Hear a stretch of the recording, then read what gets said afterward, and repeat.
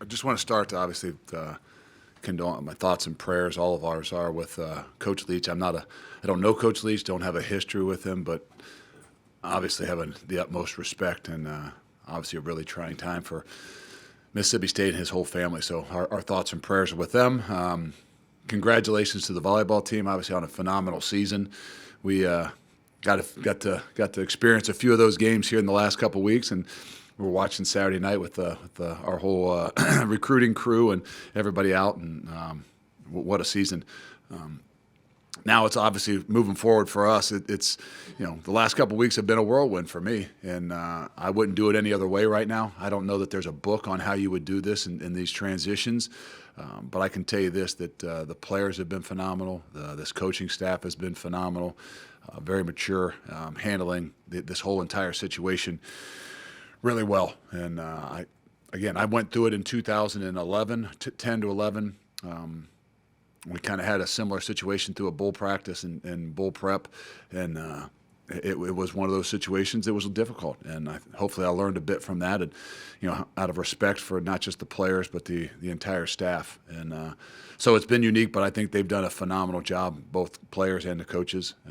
Obviously, we're 2 weeks away today, so we're 2 weeks away from our game against Oklahoma State, and that's really what we want to focus on. I know there'll be questions probably. You want to ask a bunch of questions about future and things like that, and I'm probably going to try to avoid that right now and really say, hey, let's kind of focus on these next 2 weeks on what's most important. What's most important is getting prepared for Oklahoma State, finish this thing out the right way for a lot of guys within this program, seniors being first and foremost. So we've got a lot of work to do. We've got a lot of things to do, but I'm excited about what we have done and what we're going to do. And for me, being around here and being able to get the relationships and build the relationships is invaluable. And that's why I'm trying to do this. That's why I'll go out to the bowl game. That's why I'll be out there around as many families as I possibly can, because I got a lot to learn about the people and the families within this program. Take questions. Jim? To your right, Luke. You hit on this in your opener, but I'm curious. Does it almost feel like you're in two worlds right now with balancing a bowl prep and long-term stuff? And how do you do that? Well, the best thing is that I have no family here, and unfortunate that my family is not here right now. Obviously, they're back in Cincinnati and won't probably come until maybe April. But that's probably the best thing.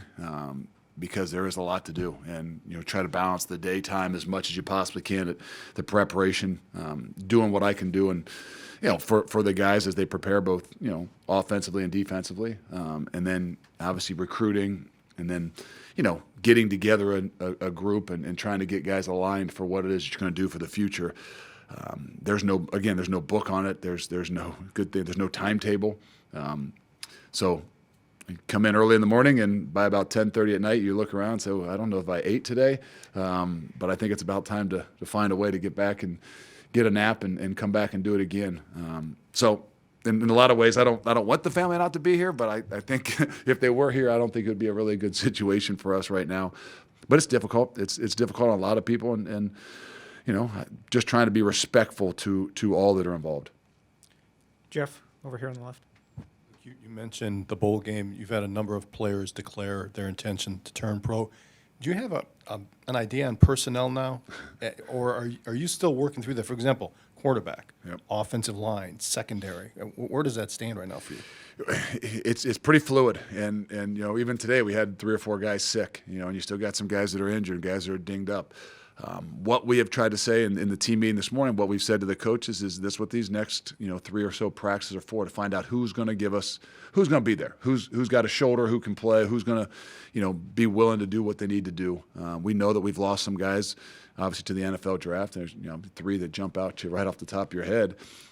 Lost a quarterback, but I think more than anything, these guys understand that's just another opportunity for somebody else. And when you've got the depth in the program, when you've done the things as well as they've done them, I think that's just another chance for somebody else to step up. And I don't know the difference. I've watched some film, so you might say, oh, there's a difference without Joe Tipton in there or something. But to be honest with you, the great thing for me is I don't know the big a difference. So I'm a little more on the positive side that, hey, they look good to me. Let's find out who we got, and let's find a way to finish this thing and win.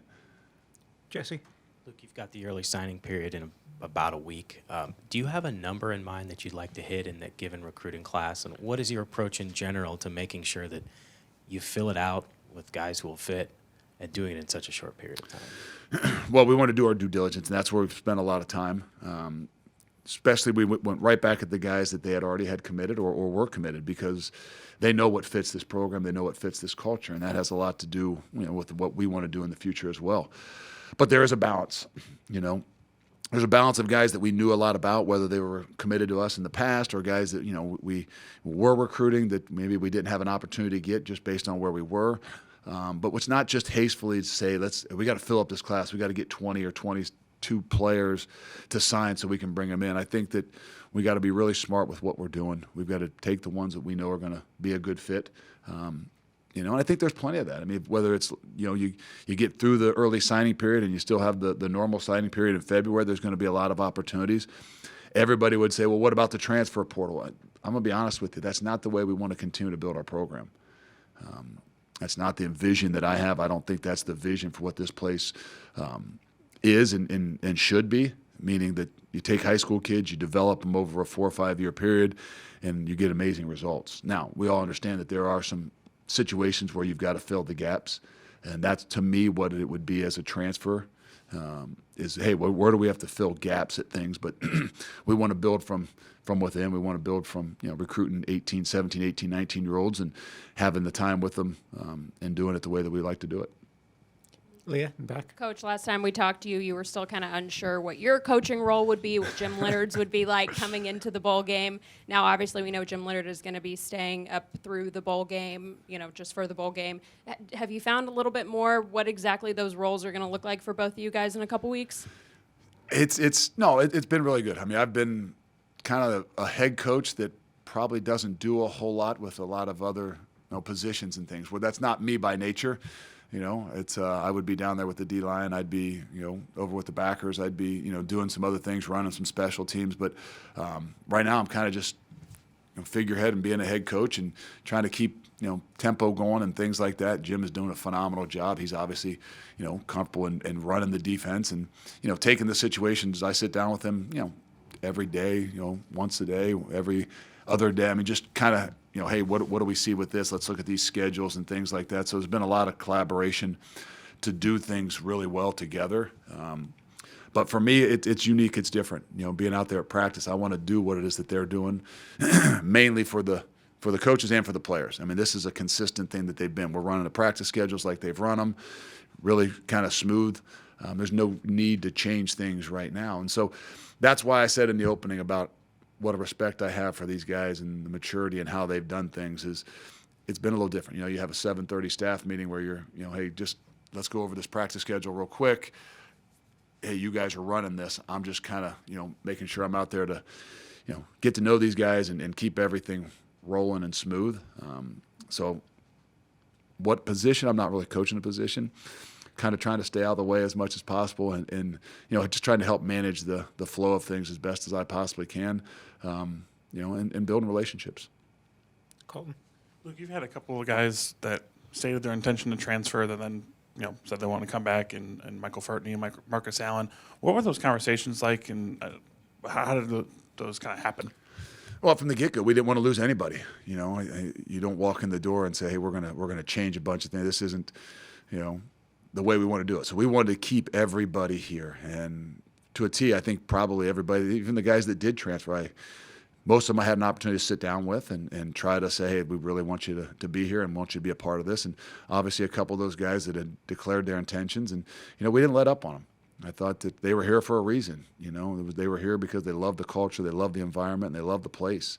And, sometimes guys maybe make some decisions that are a little bit quicker. They don't go through a lot of different things. And so, we continued to stay on them. We continued to, have those conversations with them. And as long as they would continue to talk to us, we felt like, hey, we deep down inside, I think this is where they want to be. And, we're fortunate enough right now to have a couple of those guys that want to come back and be a part of this. And that just shows you what the culture is. It really is here. It's really hard to walk away. And I'm not saying that some guys haven't, but you can tell, what's been built here has been built the right way, and what I would envision is the right way. So we'll continue to, anybody that has left, we continue to try to communicate and talk with, because, you don't just walk away from something like this that's this special and lasts a lifetime. Go Mike. Luke, you mentioned the quarterback position earlier. Have you guys decided on who will start the bowl game yet, or is that something you guys are still kind of trying to work through the next couple of weeks? Did I mention the quarterback position? I don't really remember. We don't know. I mean, actually, today Chase Wolf wasn't there. His grandfather passed away, and he drove back home to be at the funeral. So I don't know that we've made a decision on that yet. That won't be my decision, let's be honest with you. Okay, that's kind of what I'm talking about being the head coach. I got the utmost respect for what these guys know and what gives us the best chance to win. I just like to sit down with them and if they have any questions things that I might see, they can ask. But the reality is it's going to be what they believe is best. And we don't have a decision on that right now. I haven't asked them about that decision. Right now it's still about focusing on us. So today's practice, tomorrow's practice will still be about us. Monday and Tuesday's practice will be a kind of a mixture. Doing a little bit of the fundamental stuff, focusing on us, but starting to dive in a little bit more of the Okie State, where we'll start to figure that out. And then by next Wednesday, we kind of want to have in place how we're going to look. What we're going to look like, not just at the quarterback position. What are we going to look like up front? On the offensive line. What's the best mix for what we want to do? Put a plan in place and then run with it. So we don't know right now, but I'm not the one that's probably going to be in there trying to pound a table to say this is what I see. I got the utmost respect. Those guys know what's best. Jake. So, Luke, with your recruiting staffs, who you have now here compared to who was with the original, or not the original, but the last regime, if you will, how are you seeing those groups working together, and how are you envisioning the shape of this recruiting department working out for the future? We don't know exactly what it looks like for the future, but that's what I can tell you that I got the utmost respect. I mean, what these guys have continued to do, knowing that there's some changes, that the inevitable changes, really tells me a lot about who they are. And so they've worked hand in hand. We've only brought a couple people with us to help us in recruiting, and we've actually had some of those guys on the road, so they're not here every day. So all that have been involved in recruiting have done a phenomenal job. And we had a really good weekend.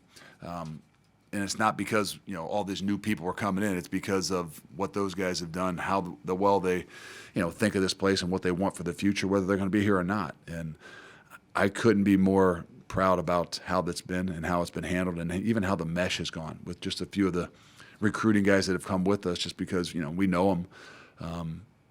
It has worked really, really well together, and tells me there's a lot of decisions to be made that maybe this can work really well with some of these guys and the people that have got an incredible history here. Jesse.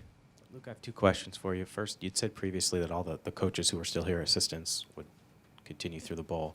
Can you provide any clarification on who will coach the offensive line in the bowl? And secondly, just what's your level of concern about fielding a competitive team, knowing how many people have left, that all three of the team's captains aren't going to be participating? How do you kind of weigh that factor for the game? I think it's a great opportunity for more people to step up, show their leadership skills. To be honest, I don't worry one bit about, can we be competitive or not? I mean, the whole objective is to win. It's not be competitive. Whether I'm just walking in the door, it'd be complete disrespect to every one of those kids sitting in those seats to think that they were brought here, but yet we don't think that they could put a competitive, even have a competitive advantage on a field with a really good football team. So I don't think that's a thought in anybody's head. I know it's not a thought in my head, and I sure can tell you just from watching practice, that is not a single thought in the heads of anybody out there. Really, to be honest with you, they're probably even more excited about some guys' opportunities to see them play. Maybe you don't know their names yet, like me. I don't know all their names just yet. I know numbers and things like that, but I think this is the future a little bit of some bowl games, is kind of getting a great vision for what your team's going to look like the following year, just by nature. So anybody that thinks that you have a hard time fielding a competitive team would think that you don't have a real program in place. And even just being here 12 days, 14 days, whatever it is, I can tell you that there's a phenomenal program in place, meaning that there's guys that are really able to step in and I don't know if they'll miss a beat. Well, will they look the same? Will they, maybe have the experience the same? Maybe not. But I tell you what, they'll play every bit as hard, and I think that the way you play together is the way you win bowl games in particular. The way you win all football games, but even more so when you go into these bowl games, it's about who wants to be there and who's willing to do the things they need to do. Luke, there maybe isn't a right or wrong way to go about the transition, but curious what's been on your immediate to-do list? Like, what have the last 2 weeks been like for you? I couldn't even start to tell you what's on the immediate to-do list. I think it's a balance. It's first and foremost take care of the players that are here, build the relationships with the guys that are here. That's why, it's why I'm trying to do the things the way I'm doing them, because, the relationships with them. Bowl game for me is, still to be around them, but also to get to know a lot of the parents. I've never sat in 90% of these guys' homes, and for me, that's difficult, because to really have a relationship with them, to figure out how you're going to push them, motivate them, and drive them, to not know how they've grown up is a little bit difficult. So my time at the bowl game will be trying to spend, around a lot of the families, getting to know some of them, and gives me a better insight into the kids, the guys that I'm going to be leading. So I think that's where it starts. Obviously, there's a big part of recruiting. I'll bolt out of here and, for a day and a half, go to hit about 5 or 6 guys that we really have got to get a hit, and then get back because we'll have more guys onto campus. So I think right there is probably the most important things. There's some things that can wait until January as far as the future for what we're doing. But the here and the now, it starts with the guys that are in the program, the families that you got to get a better understanding of them, and then obviously the recruiting for the future, because it never stops. Jim, over on the right. Luke, I got a two-parter for you. I'm just going to ask one at a time, if you don't mind. You've said it a couple times. That way I answer both of them. Well, some coaches haven't followed that. Seriously, though, I didn't forget. you've said it a couple times that winning, right? Go win the game. Yeah. So I just want to make sure, because there's some of us on the outside, fans included, who are like, do you use this as a chance to see what you have for the future? But it seems like your directive to the guys is go win this game, however possible. It would be disrespectful to the guys in that room to not say, look, I'm not worried about the future, right? What the future is right now. The future is 2 weeks from today, and what gives us the best opportunity to win a football game. There's no better way to create energy and momentum within a program than to win.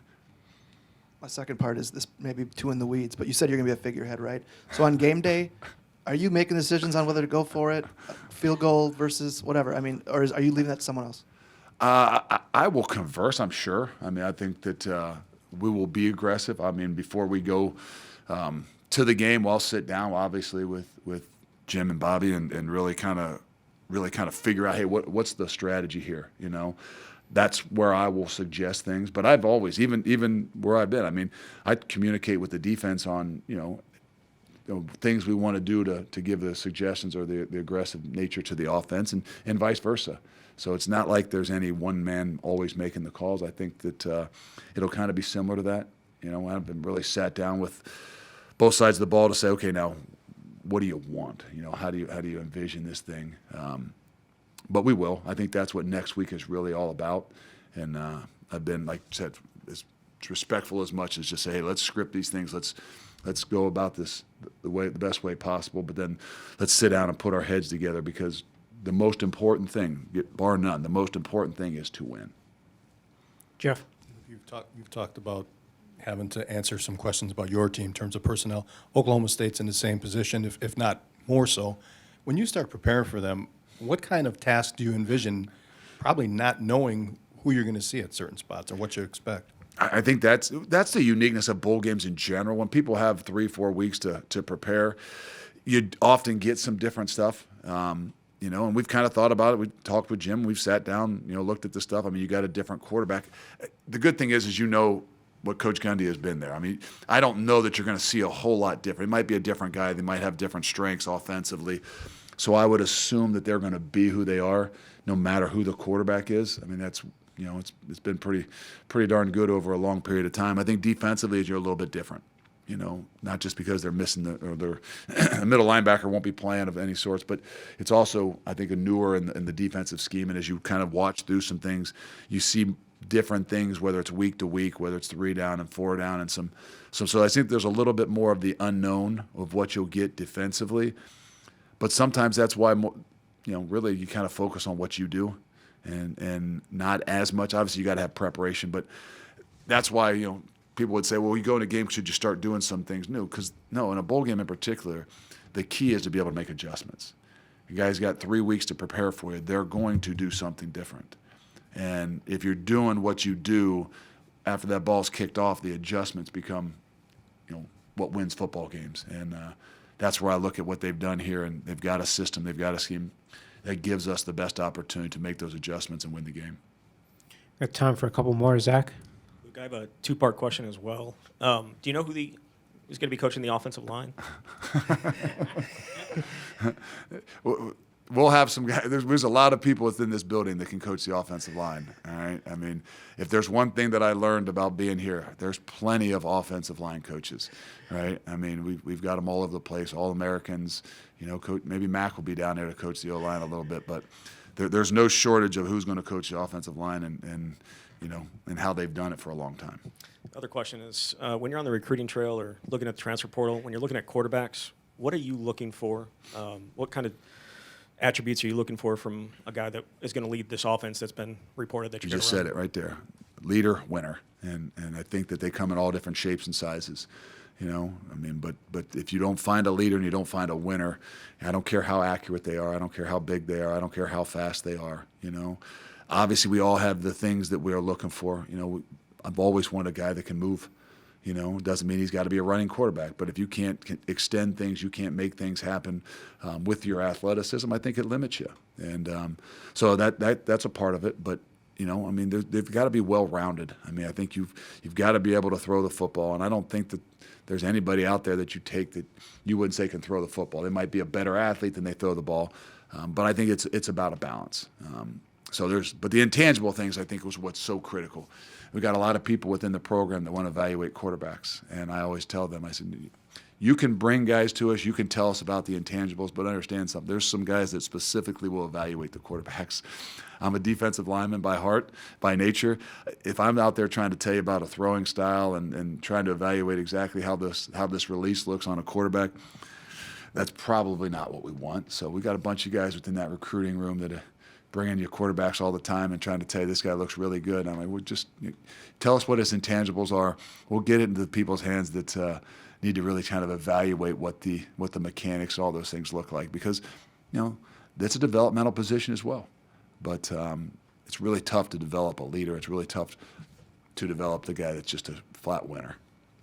Got time for probably 2 more. Carly? We saw Braylon Allen clarify that he's staying at Wisconsin. What are some of the conversations you've had with him about what you believe his potential can be here, and just to get him to stay here and believe in the process? We've talked a lot about his potential. I think his development and what he can do, hopefully in the next 12 months. I think that he's a really young kid. I think, but most of our conversations have just been getting to know each other. And I've asked him to have that blind faith, like he asked a lot of people, to trust us and believe us in what we're going to do and how we're going to do it. I spent a lot of time talking to him about wrestling. We found out we got a little bit of a history. Both were former wrestlers, and so we've kind of connected a little bit that way. We're going to go see a wrestling match here in the near future. We didn't get a chance to go Sunday when they wrestled, but I think with our first Big Ten match is coming up here in a couple weeks, and I said, okay, you haven't been to a wrestling match yet here, and I haven't been to a wrestling match here. We're gonna go see a wrestling match together. So it's been more of those kinds of things with a lot of the guys. It's just, they don't know you. They're kind of curious about you. You can tell them one thing about, what we're going to do different offensively or who might be coaching you. But to me, it's all about, do they really trust you? And so spend a little bit more time with him in particular, probably just kind of going through, his history of when he was, a younger kid, how he ended up in college at 17 years old and things like that. And so I think we've had a pretty good connection, and I'm happy to say that obviously I think he believes and trusts in what we're going to do. Got time for 1 more. Raul here. I'm not sure how many times you've maybe got to visit or to meet with the team as a whole, but I'm curious, what's your message been to the team, and maybe what your vision is for the program and in terms of laying out your plan? We haven't talked anything about a plan other than what we got to do in the next 2 weeks. And I think that's where it's been pretty short, and that's why I've really kind of, relied on Jim and a lot of the guys to say, okay, how have you guys done this? Because the last thing you want to do for these guys right now, there's already been enough change in their lives, right? If you've got a chance to be successful in 2 weeks, you got to keep as much of the stuff consistent as possible. That's why I've been so proud, just to be standing there, to be watching and to recognize or to see how the coaches have handled this situation. That's the only way we got a chance. And so that's been more of it's been nothing about the future. It's been nothing about anything other than we got 2 more weeks and we've got one objective. That's to win a football game. And we're going to do everything we can to put ourselves in a position to win a football game. Not for any one person in particular, but for the program and most importantly for the seniors.